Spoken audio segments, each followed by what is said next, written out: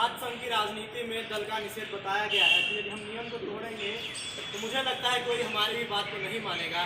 तो यहाँ पर हर विचार परिवार के लोग जो उन सभी विचारों से ताल्लुकात रखते हैं जो यहाँ पर छात्रों के रूप में बनकर और अपनी आगे की लड़ाई, जो भी गुर्बत की लड़ाई है, मुसीबतों की लड़ाई है, या कोई ऐसा समाज में मसला अटका हुआ है, या कोई ऐसी अच्छी पहल थी जिसको बाधित कर दिया गया, उसको लड़ने के लिए जो तमाम विचारधाराओं के माध्यम से यहाँ संगम का रूप लेकर एक छोटा संगम बनकर तमाम विचारधाराओं को यहाँ उपस्थित हुए हैं। मैं उन सभी लोगों का हार्दिक अभिनंदन स्वागत करता हूँ। और विशेष तौर पर इस छात्र संघ भवन के दो सबसे जो यहाँ पर कह सकता हूँ कि प्रामाणिक अग्रज, जो यहाँ पे दो लोग छात्र संघ के अध्यक्ष रहे हैं, ऐसे श्री अजीत यादव सर और दिनेश यादव सर, और बड़े भाइयों में श्री बाबू भैया बैठे हुए हैं, रजनीश त्रिशु सर बैठे हुए हैं, और विकास तिवारी सर भी बैठे हुए हैं। अच्छा, तमाम लोग जिन लोगों का नाम छूट भी जाए, मैं समझता हूँ कि मुद्दे पे आने पे सबसे ज़्यादा भलाई होगी, क्योंकि नाम सुबह से चल रहा है। सर्वप्रथम विकास तिवारी सर ने तमाम मुद्दों पे बात रखी। मेरा सबसे पहले ये कहना है कि किसी भी व्यक्ति का किसी भी हॉस्पिटल के व्यक्ति से या किसी व्यक्ति से कोई संबंध हो, हम इस बात पर भी लड़ाई नहीं लड़ेंगे कि वो उस संबंध को यहाँ तोड़ के आए। हम इस बात पर भी लड़ाई नहीं लड़ेंगे कि यहाँ का जो लड़ाई है वो उस संबंध की वजह से प्रभावित भी नहीं होना चाहिए। तो यहाँ की जो लड़ाई होगी वो ऑटोनॉमस लड़ाई होगी, वो किसी हॉस्पिटल के तहत भी नहीं चलेगी, और जिन भी भैया की बात हो रही है भैया के तहत भी नहीं चलेगी, बशर्ते हर कोई व्यक्ति स्वतंत्र है अपने किसी भी संबंधों को कहीं भी रखने के लिए। इसके बाद दूसरे मुद्दे पर आते हैं। यहाँ जो अभी नवगंतुक जितने छात्र हैं उनकी सबसे पहली मांग रहती है जो पुराने लोग हैं वो आए। मेरा उनमें भी एक बात ये जोड़ना है कि पुराने लोगों को जब तक जरूरी न हो तो तब तक न बुलाया जाए, क्योंकि यदि पुराने लोग अपना काम नहीं करेंगे और उनके भविष्य कहीं नहीं खड़े होंगे तो सर्वप्रथम एक सबसे बड़ी बात बताऊं कि जब हम अभी जाते कि एक समय शासन की बात करते हैं तो हमसे 20 साल का लेखा जोखा पूछा जाता है और कहा जाता है बताओ 20 साल पहले जो अध्यक्ष हुए थे आप कहाँ पहुंचे। फिर हम यही बता पाते हैं कि इलाहाबाद पुलिस चौराहे पर क्यों है, हमारी प्राथमिकता वहाँ घट जाती है। इसलिए मेरा यह कहना है कि जिनके कंधों पर भी जिम्मेदारी है वो जिम्मेदारी का निर्वहन करें, और जो हमारे अग्रज हैं यहाँ से शासन का चुनाव जीत के निकल चुके हैं या छात्र नेता के रूप में रहे हैं या चुनाव लड़े हैं, जीते हारे जो भी रहा है, उनके भविष्य को भी निर्माण करने में हमको बहुत ज़्यादा परेशानी नहीं देनी चाहिए। हाँ, उनकी भी जिम्मेदारी है कि जब भी यहाँ पे कॉल हो, सामूहिक कॉल हो, वहाँ पे वो खड़े हो। मैं अपनी व्यक्तिगत बात बताऊं कि हम कई जगहों पे ऐसे दफ्तरों में गए जब हम शासन की वकालत करते हैं तो हमसे बेशक ये पूछा जाता है कि पता है 2005 में जो आपके अध्यक्ष थे वो क्या कर रहे हैं, हमसे पूछा जाता है 2004 में जो आपके अध्यक्ष थे वो क्या कर रहे हैं। तो उसी पे हमारे ऊपर ये विचार थोप दिया जाता है कि देखो पढ़ लोगे तो IAS बन जाओगे, IPS बन जाओगे। तो कहीं न कहीं जो हमारा यह बल है कि छात्र संघ बहुत कुछ कर सकता है, उसको कहीं न कहीं चोट पहुंचती है और उसके हृदय को आघात पहुंचता है। तो इसलिए सबसे जरूरी है जो लोग यहाँ से चुनाव लड़ चुके हैं, पदाधिकारी रहे हैं, उनका भी जीवन सफल हो, तभी हम एक बेहतर नजीर यहाँ पे प्रकट कर पाएंगे। जब यहाँ से अभी हमारे यहाँ के छात्र नेता रहे, अलग बात है उन्होंने चुनाव लड़ा, चुनाव नहीं जीते, आज कल वो MLC प्रशासनिक रूप में घोषित किए गए। इसी प्रकार इस शासन का गौरव बढ़ता है और आने वाली नस्लों में एक ऊर्जा का संचार फेंका जाता है। सारे लोग यही कहते रहेंगे, इसी इलाहाबाद की गलियों में, यही कूचों में घूमते रहेंगे। तो मैं ये भी कह सकता हूँ जो आने वाला कोई पढ़ा लिखा लड़का होगा वो इस शासन कतराएगा, क्योंकि वो अपने पुराने नस्लों का भविष्य देख रहा है। इसलिए मेरा यह कहना है कि जो सबसे पढ़े लिखे लोग हैं वो छात्र राजनीति से तभी जुड़ेंगे जब उनको उनके अग्रजों में बेहतर भविष्य दिखता मिलेगा। तो मेरा ये कहना है कि लड़ाई जारी रहनी चाहिए, अंग्रेजों का सहयोग समर्थन हर जगह रहना चाहिए, लेकिन उन सबसे भी बड़ी बात छात्र संघ को जिन लोगों ने कहीं न कहीं दूषित भी करने का काम किया है, बेवजह छात्र नेता का नाम लिख देते हैं, कहीं यहाँ बम चलाते हैं, कहीं लल्ला पे खड़े होकर तमाम चीज़ें करते हैं। मैं ये भी कहूँगा कि ऐसे जो लोग छात्र नेता बनकर बन रहे हैं उनकी शिनाख्त हमारे ही लोगों के द्वारा होगी, क्योंकि जब हम जाते हैं किसी मंच पर लड़ाई लड़ने के लिए, जब हम कहने जाते हैं अपनी बात और अपनी मजबूती की बात, तो हमसे काउंटर में प्रश्न पूछे जाते हैं और लाजिम भी है कि प्रश्न पूछा जाएगा। और तब जरूरी यह लाजिम बनता है कि हमारा जो प्रमाण हो, प्रामाणिकता हो, और खुद जितनी खरी हो, तब हम उनको चोर कह पाएंगे, वरना शायद चोर न कह पाएंगे। तो छात्र राजनीति प्रस्तुत इसी से हुई है कि हम पाक रहे हैं, साफ रहे हैं। छात्र राजनीति का आलम यह रहा है कि 1920 के दशक में गांधी जी अलीगढ़ गए थे अलीगढ़ में उन्होंने छात्रों के समूह से मिला तो गांधी जी ने उस समय छात्र संघ प्रासंगिकता को ये बताया कि आप जो छात्रों का समूह है, आप मेरे साथ आ जाओगे तो आज़ादी कभी 20-30 सालों में मिलनी है, वो इससे पहले मिल जाएगी। 1936 में AISF के गठन के समय पूर्व प्रधानमंत्री इस देश के पंडित नेहरू गए थे और उन्होंने ये कहा कि छात्र राजनीति पूरी कार्य है। 1967 की बात है, हमारे यहाँ पे प्रेसिडेंट रहे हैं बृजभूषण तिवारी सर और उन्होंने डॉक्टर लोहिया साहब को आमंत्रित किया था। उस समय के तत्कालीन कुलपति ने, चूंकि वो कांग्रेस के सरपरस्त हुआ करते थे, तो उस समय के कुलपति ने उनको यहाँ आने से मना कर दिया। लोहिया साहब ने कोई हंगामा नहीं खड़ा किया, वो दिल्ली वापस लौट गए और वापस आने के बाद उन्होंने बृजभूषण तिवारी जी के नाम एक बहुत लंबा लेख लिखा।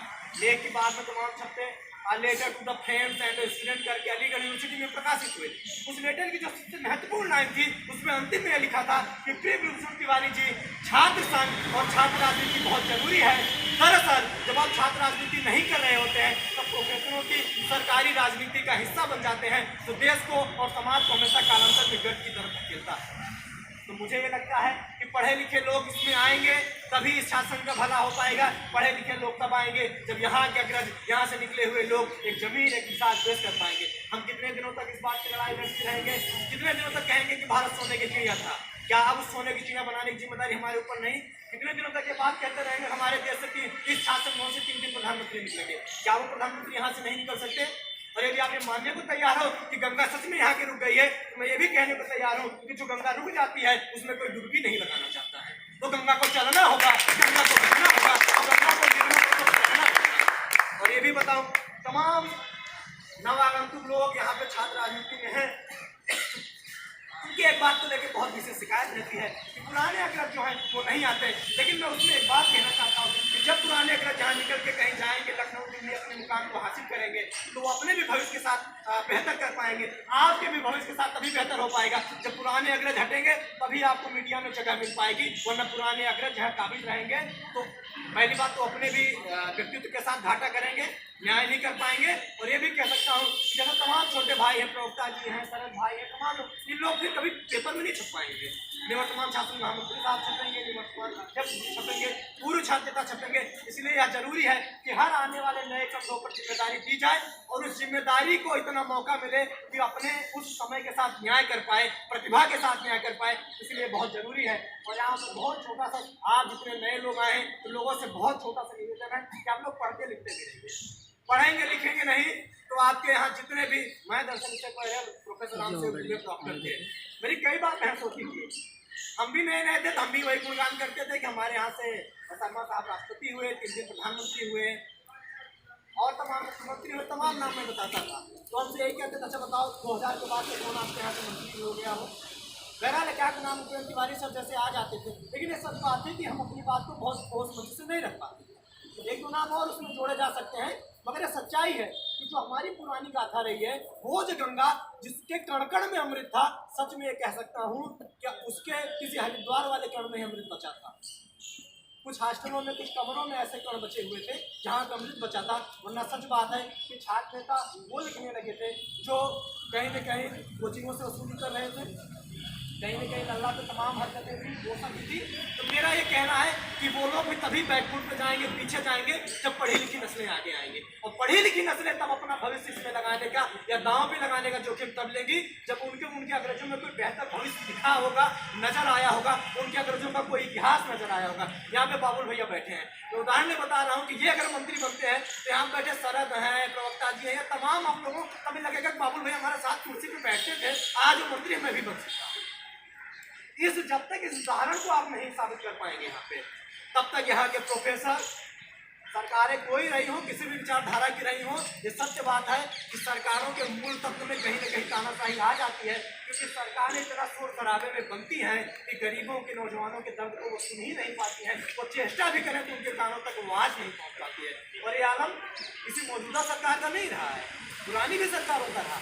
तो मैं ये कहूँगा कि किसी सरकार को उसके विचार के नाम पे घोषणा, हमारे यहाँ दलील पद्धति, विचारधारा का पद्धति हो सकता है, मगर सच तो यह है कि जब भी सरकार अपने सरकारत्व में आ जाती है तो बातों को सुनना बंद कर देती है, या यूँ मैं कह सकता हूँ कि बातें उन तक पहुँचना बंद हो जाती हैं।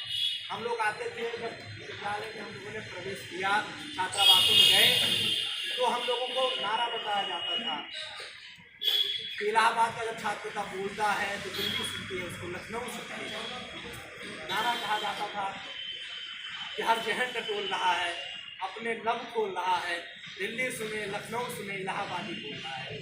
मगर सच बात यह है कहीं न कहीं सुनने और सुनाने में कमी आई है, कटौती हुई है, प्रतिभा में कमी आई है। या ये भी कह सकते हैं कि हमारे ऊपर जो लोग गए वो भी निरंकुश हो गए, हमको सुनना बंद कर दिए, तो उनसे अपेक्षा हम नहीं कर सकते हैं। हमको ही ऐसा मील का पत्थर साबित होना पड़ेगा, हमको ही ऐसे खूंटे गाड़ने पड़ेंगे कि हर अच्छी नस्ल के गायों को हमारे पास आके बंधना पड़े, यहाँ चलना पड़े और दूध को दूहना यही शुरू हो जाए और दूध यही देना शुरू हो जाए। तो इस प्रकार के खूंटे हमको गाड़ने पड़ेंगे।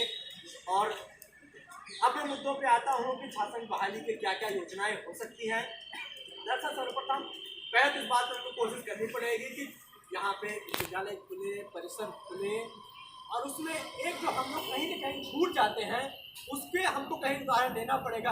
हालांकि मैं ये बात कह के JNU को नेगलेक्ट कर सकता हूँ, जो हमारे सामने पैदा हुआ है उसकी हमारे सामने हैसियत नहीं है, लेकिन ये कहने में भलाई नहीं है, भलाई ये कहने में है कि उम्र में कोई छोटा बड़ा हो ये मायने नहीं रखता है। किसकी प्रतिभा अगर किसी मायने में हमसे आगे चली गई हो तो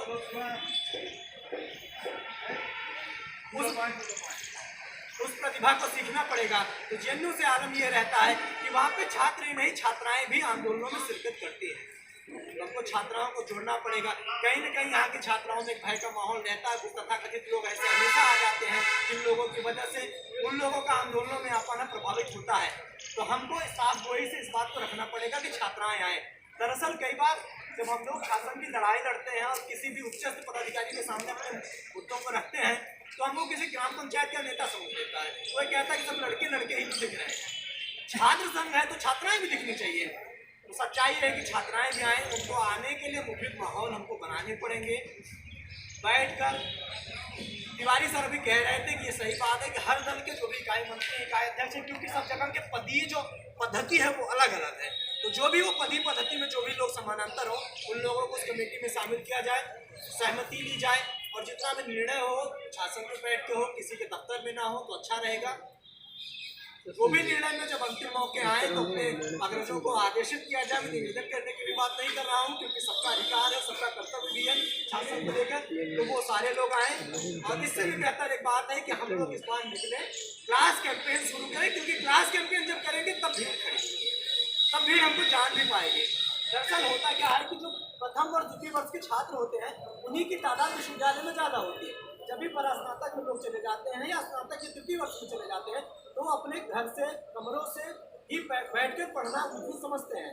तो प्रथम द्वितीय वर्ष के लोग ही ज़्यादा आते हैं। कई बार यह होता है कि प्रथम द्वितीय वर्ष के लोगों तक छात्र नेता या यहाँ का जो प्रखर छात्र है वो पहुँच नहीं पाता है, तो प्रोफेसरों की गिरफ्त में आ जाता है। तो प्रोफेसर उसको सिखा देते हैं कि छात्र में जाओगे तो बर्बाद करोगे। तो उन तक पहुँचना है, अभी बर्बादी छात्र से नहीं है, बर्बादी उन नमक हराम प्रोफेसरों से है, बर्बादी यहाँ से नहीं है। तो उन तक पहुँचना होगा। तो क्लास कैंपेन एक बेहतर माध्यम हो सकता है, ऐसा मैं समझता हूँ। तमाम और भी मुद्दे हैं, मैं किसी बातें नहीं